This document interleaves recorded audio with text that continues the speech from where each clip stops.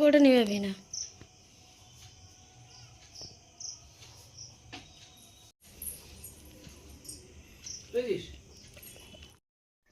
Hello everyone, welcome back to my channel. কেমন আছো তোমরা সবাই? আশা করছি সবাই খুব ভালো আছো, সুস্থ আছো। তোমাদের সবার ভালোবাসায় কিন্তু বেশ ভালো আছি। তাই বন্ধুরা, এখন কিন্তু হালকা হালকা শীতের আমেজ কিন্তু পড়ে গেছে। হ্যাঁ, শীত কিন্তু প্রায় এসেই গেছে। যদিও বা আমি শীতের দেশেই থাকি, শীতের আমেজটা বেশ অনেকদিন আগেই পেয়ে গেছিলাম। তবে এখন আমাদের কলকাতার দিকেও কিন্তু হালকা ঠান্ডা পড়ে গেছে। তো এটা কিন্তু 4 নভেম্বরের ভিডিও। ঠিক কালী পুজোর ওই সময়টা, মানে ভাইফোঁটার পরের দিন। তো ওদিন ছিল হচ্ছে আমার দাদার বার্থডে। তো খুব ছোট্ট একটা আয়োজন, সামান্য জাস্ট একটা কেক কাটিং আর একটু কিছু খাওয়া দাওয়া, এটুকুই হয়েছে। তো যেটুকু করা হয়েছে সেটুকুই তোমাদের সাথে শেয়ার করব। তো দেখো, এই কেকটা নিয়ে আসা হয়েছিল, আর দুপুরবেলায় মাংস, ফ্রাইড রাইস এগুলো হয়েছিল খাওয়া দাওয়া, আর পায়েস করা হয়েছিল। অবশ্যই বাঙালিয়ানা মতে, মানে আমরা যেহেতু বাঙালি, আমাদের কিন্তু জন্মদিনের আসল যেটা, সেটা কিন্তু পায়েস। কেকটা কিন্তু আমরা জাস্ট কি বলবো, এখন এটা মানে ফ্যাশন বলতে পারো, সেই জন্যই করা হয়, কিন্তু আমাদের কিন্তু মেন ধাতব্য পায়েস। তো যাই হোক, এখানে আর কি কেকটা নিয়ে এসেছিলাম, আমি আর দাদা গিয়ে পছন্দ করে কেকটা নিয়ে আসি।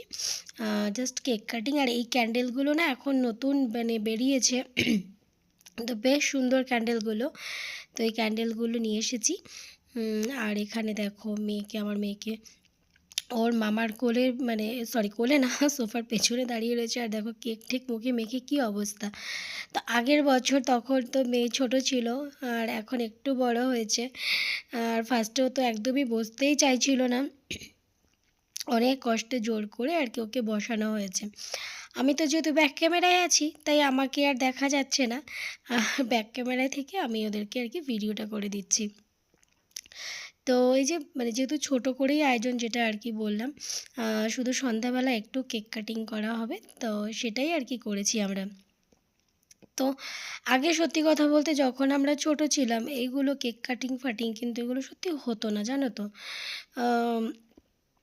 তো মানে বলতে গেলেই বড় হওয়ার পরে এই রিসেন্ট 4-5 বছর হয়তো হবে, এখন চেষ্টা করি বার্থডেতে, দাদার বার্থডেতে, মায়ের বার্থডেতে একটু ছোট্ট করে একটু আয়োজন করতে, একটু আনন্দ উপভোগ করতে, মানে দিতে, আর নিজেরাও একটু আনন্দ করতে।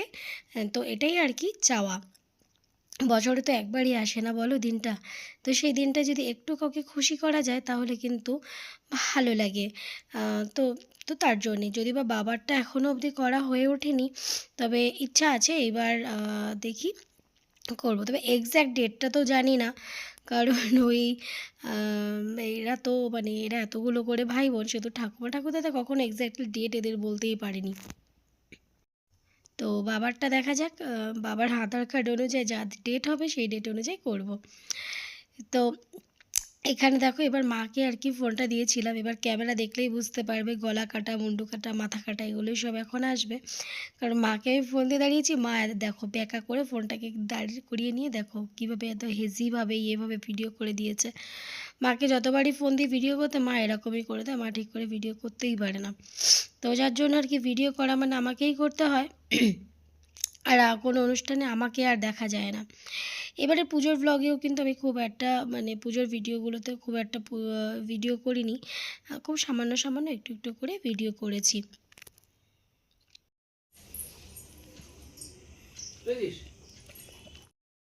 আর এই যে, যা ছাড়া আমাদের জন্মদিন একদম অসম্পূর্ণ, যা মানে যেটা ছাড়া আর কি আমাদের জন্মদিন কখনো কমপ্লিটই হতে পারে না বাঙালিদের, সেটা কিন্তু মায়ের হাতের পায়েস।